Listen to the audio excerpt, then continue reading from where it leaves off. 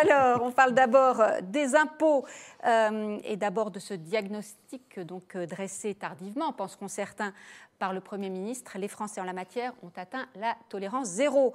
Les impôts seront donc sans doute un marqueur de ce quinquennat, comme l'avait été la courbe du chômage pour François Hollande. Mais cette baisse de la pression fiscale, qui doit-elle concerner en priorité? Là, les désaccords se manifestent, y compris au sein de la majorité. On en parle, mais d'abord un petit retour en arrière. C'était en 2013, après un an de quinquennat Hollande. Très sensible à ce ras-le-bol fiscal que je ressens de la part de nos concitoyens, qu'ils soient des ménages, des consommateurs, ou qu'ils soient des entreprises. Et ça, nous l'écoutons. C'est la raison pour laquelle, je le répète, dans le redressement nécessaire, nous inverserons les proportions par rapport à 2013 entre les économies qui doivent être prioritaires et les prélèvements obligatoires qui doivent être aussi peu importants, aussi faibles que possible. Jean-Louis Bourlanges, 2013, 2019, 6 ans. Vous savez, ce pays est abonné à deux choses. Quand la droite arrive au pouvoir, elle baisse les impôts. Quand la gauche arrive au pouvoir, elle augmente les dépenses publiques. Mais quand la droite est au pouvoir, elle ne baisse pas les dépenses publiques. Et quand la gauche arrive au pouvoir, elle maintient les impôts. Donc on est dans une... À la fin, tout le monde augmente les impôts, et la droite et la gauche. Oui, à la fin, ça se termine. Non, moi, je dois dire, je ne suis pas très représentatif de la majorité, ni du MoDem, ni de la République En Marche. C'est parce que tout ce qui se passe depuis 3 mois, mon surmoi de vieux techno-rationaliste souffre, parce que je ne comprends pas comment on peut aborder des problèmes budgétaires dans cette confusion. On demande aux gens s'ils veulent que les impôts baissent. Qu'est-ce que vous voulez qu'ils vous disent? Oui, sauf les impôts qui sont payés clairement par les autres, comme l'ISF, etc.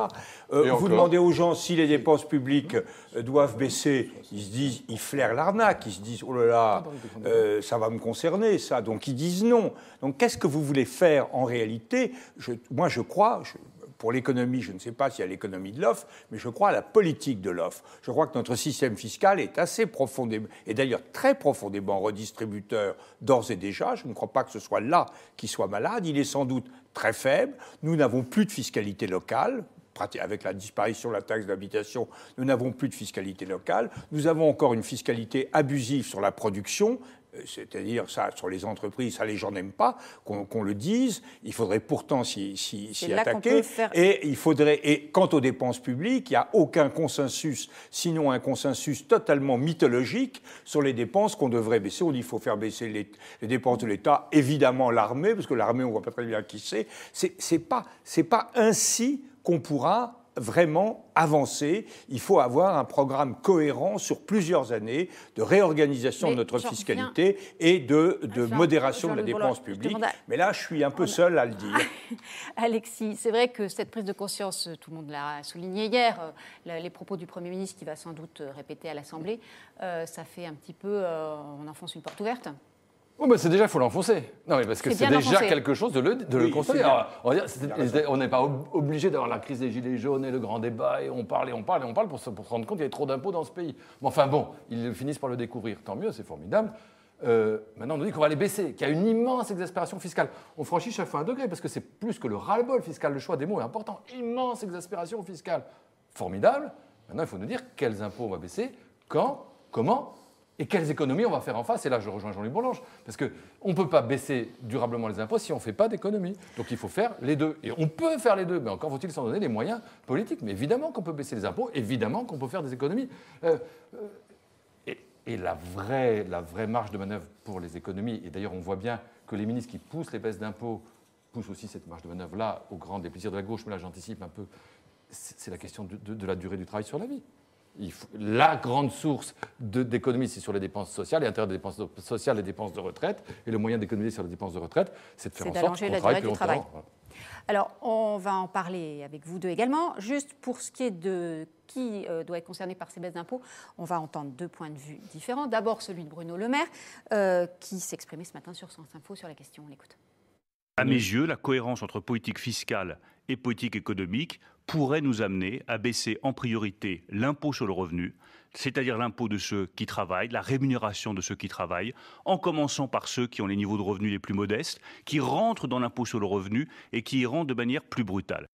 Baisser l'impôt des revenus les plus modestes, c'est insuffisant, répond Laurent Wauquiez, le patron des Républicains, qu'on écoute également. Pourquoi est-ce que je veux que ce soit une baisse de l'impôt sur le revenu pour tous ? Parce que les principales victimes de l'impôt sur le revenu, c'est les classes moyennes. Le gouvernement a agité une proposition consistant à dire on va baisser l'impôt sur le revenu, mais seulement pour les plus modestes.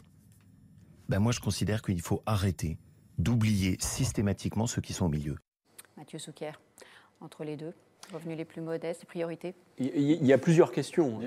La TVA, il va vous dire. Augmentons pour tout le monde. Non. Vous ne le dites pas. Non, plus sérieusement, il y a deux questions. Il y a est-ce qu'on paye trop d'impôts ou pas, qui justifierait l'éventuel usage de l'expression exaspération fiscale.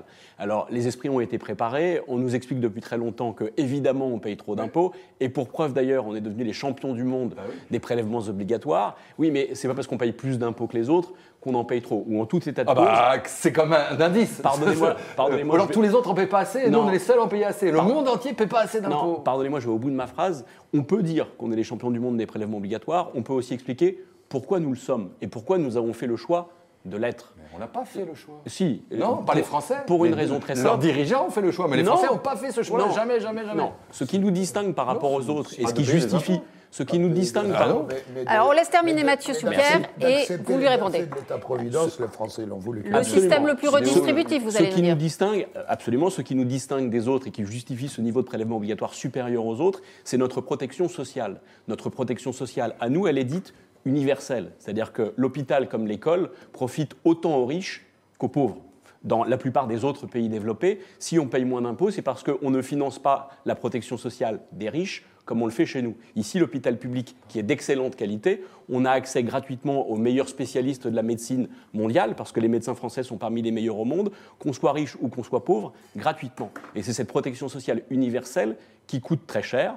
La veut-on ou la refuse-t-on ? Encore une fois, on sait que l'évolution de la vie en société aujourd'hui, c'est des gens qui vivent plus longtemps, des malades à soigner, des gens qui parfois sont au chômage, et la résultante de cette politique sociale-là, c'est, en France au moins, alors même que nous avons une dynamique inégalitaire partout dans le monde, des inégalités qui, au moins chez nous, sont contenues. Alors, ce n'est pas totalement absurde, on est le pays qui a inscrit l'égalité dans sa devise républicaine, mais chez nous, précisément, le pacte social tient encore grâce à cette protection sociale universelle. Je reviens un tout petit peu en arrière de Lignac. Alexis nous disait ça n'a jamais été véritablement le choix des Français, mais plutôt de leurs gouvernants. Bon, oui, évidemment. Le choix des Français là-dedans. À partir disons, du programme du Conseil de la Libération, de la Résistance, excusez-moi, du CNR, bon, on s'achemine vers un État-providence. On n'est pas les seuls d'ailleurs, à peu près toutes les sociétés capitalistes, ce qu'on appelait le capitalisme rénan, s'y sont orientés. Et on observe que les Français sont très attachés à l'idée, y compris abusivement, je pense aux tiers payants, je trouve que ils sont très liés à l'idée d'une totale gratuité des soins, y compris les soins dont ils n'ont pas besoin d'ailleurs, parce qu'on a vu que le courage de Schröder, qui en Allemagne a fait une réforme de la santé drastique, ils ne sont pas plus malades qu'avant. Donc oui, c'est quand même bon. On est en train de prendre conscience que l'État-providence, on n'en a plus les moyens, ou alors on le fait payer sur le dos de nos enfants et de nos petits-enfants. Moi, j'y suis assez attaché, je le trouve, un bon ou vieux gaulliste, je suis attaché, mais il faut pour le moins le repenser de fond en comble, parce que sinon, je vous dis, on va perdre ce qui nous reste de compétitivité. On alourdissait, Jean-Louis Borlin, j'avais raison, il y a une fiscalité des entreprises qui est excessive.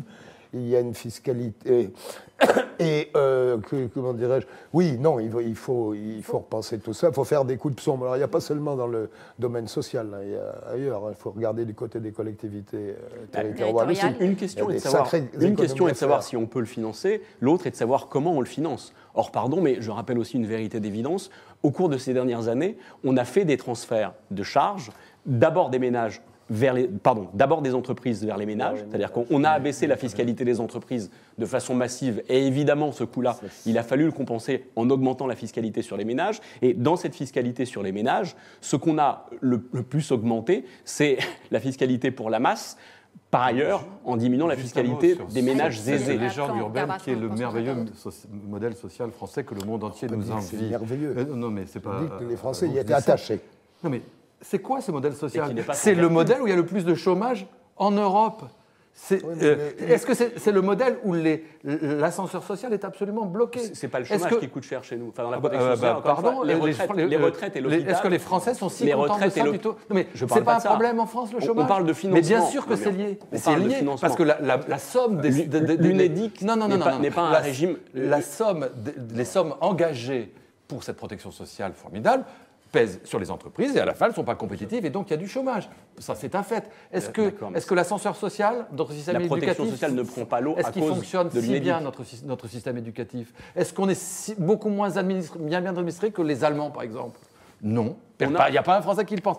Donc on n'a jamais dit les choses clairement en français. On leur a fait tout un tas de promesses d'avantages sans mettre en face les coûts. Et aujourd'hui, chaque fois qu'on les interroge et qu'on met en face les coûts et les avantages, ils disent non, les impôts, c'est trop cher pour ce que ça nous rapporte. Alors, je vous donne la parole, Jean-Louis Bourlanges. Parmi les... Qui se plaint des impôts? Attendez, au départ, je voulais rappeler que la moitié des Français ne payent pas d'impôts. Je voulais rappeler que, que la révolte sociale des Gilets jaunes... Ça dépend si on prend l'impôt sur le revenu ou si on parle... La révolte sociale des Gilets jaunes part de gens qui sont juste à la limite du SMIC, qui commencent à payer un peu d'impôts. Dans les restitutions du grand débat... C'est quoi la CSG? C'est pas un impôt? La TVA. Juste un mot. Les restitutions du grand débat montraient que il y avait une très large majorité qui se dégageait pour que tout le monde paye des impôts. Sur le revenu. Je crois que dans ce grand débat... Et par ailleurs, que les allocations et des contreparties. Ce grand débat ne pouvait pas, par construction, aboutir à des décisions précises, pointues. Moi, je crois, c'est ce que j'aime bien dans le livre de Tavoyot sur qui peut gouverner un peuple roi, c'est que la politique, ça demande du boulot. Ça demande d'étudier, de se documenter et de savoir ce qui ne va pas et ce qui va. Ce qui ne va pas, ce n'est pas trop ou pas assez d'impôts. Ce qui ne va pas d'abord, je crois qu'Alexis a raison, c'est le problème de l'imposition sur l'appareil de production. Ça, notamment les impôts de production, on est vraiment dans une situation anormale par rapport à nos concurrents allemands. Donc là, il faut baisser les impôts, ça n'est pas populaire. Il faut le dire, ça n'est pas populaire parce que c'est pas... Bon. Le deuxième mythe, oui, on le traite, mais bien sûr, mais ça, on reste quand même de façon assez importante. Ça ne fait pas baisser le chômage. Ça a bien marché. Ce qu'a fait Hollande sur le CICE.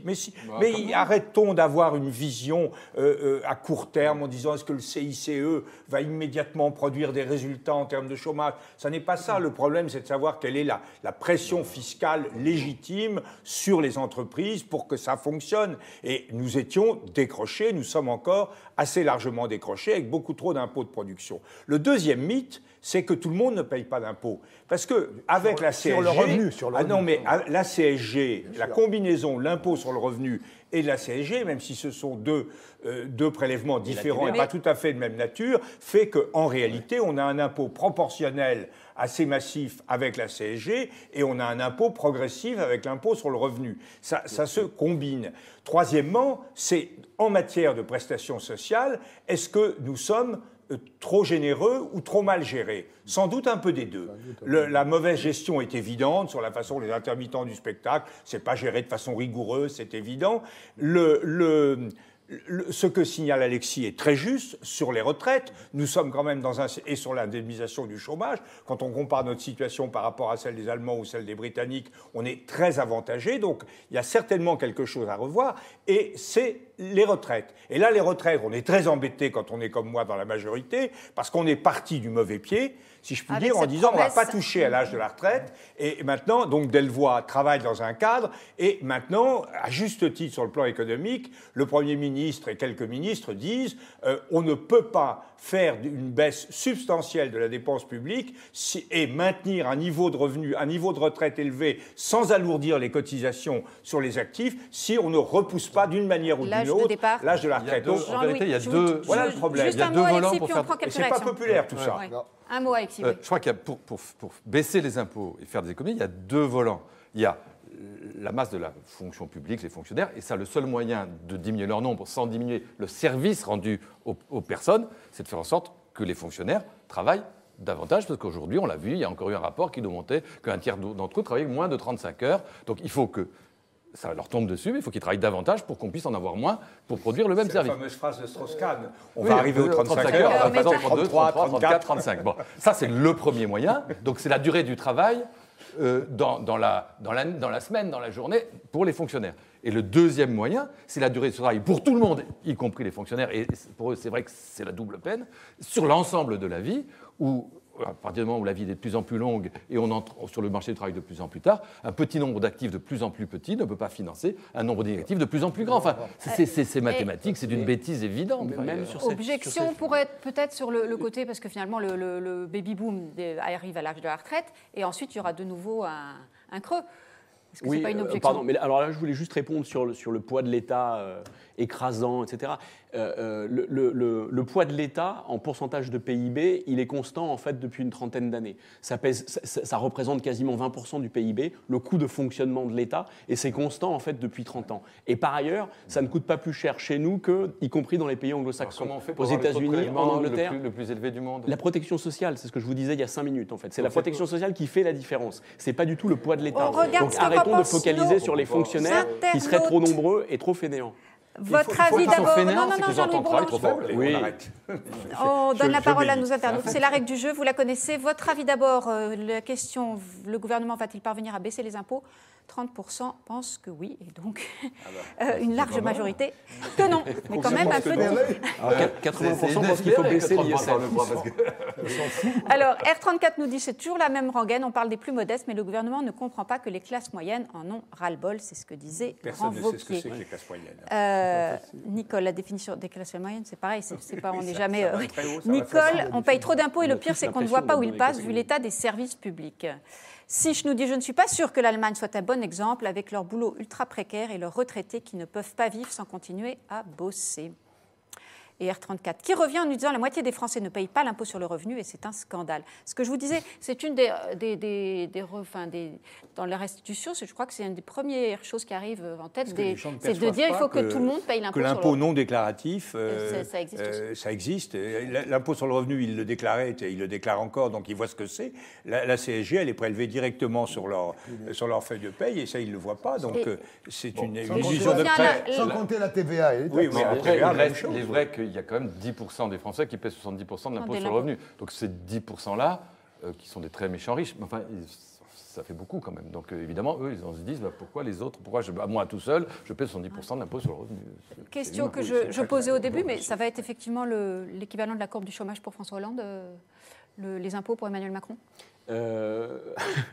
Écoutez, je sais pas faire ce parallèle-là. Ce qui est sûr, c'est que François Hollande avait payé très cher en fait son pronostic. Non, je suis pas sûr. Les premières annonces quand même que Macron a faites le 10 décembre, elles lui ont permis dans les sondages clairement d'inverser les choses. Avec 10 milliards, il s'est remis en dynamique politique. Alors, je ne sais pas si, en rajoutant quelques milliards là, la semaine prochaine, la tendance va se poursuivre, en particulier au moment des européennes, mais on peut dire qu'à ce stade, même si les attentes sont fortes et qu'un certain scepticisme s'exprime autour de cette question du grand débat et de ce qui va en sortir, pour l'instant, Macron n'a pas continué de dévisser. Encore une fois, il y a une inflexion assez nette après les annonces qu'il a faites le 10 décembre. C'est demandé gentiment, Jean-Louis Bourlange. Sur Hollande, je crois que le problème de Hollande, c'est que la meilleure chose qu'il a faite, c'est le CICE, et c'est ça qu'il a perdu. Politiquement, c'est dramatique. Quand vous faites quelque chose de bien, vous êtes condamné pour ça. C'est ce que disait François Mauriac. On est toujours condamné pour les crimes qu'on n'a pas commis.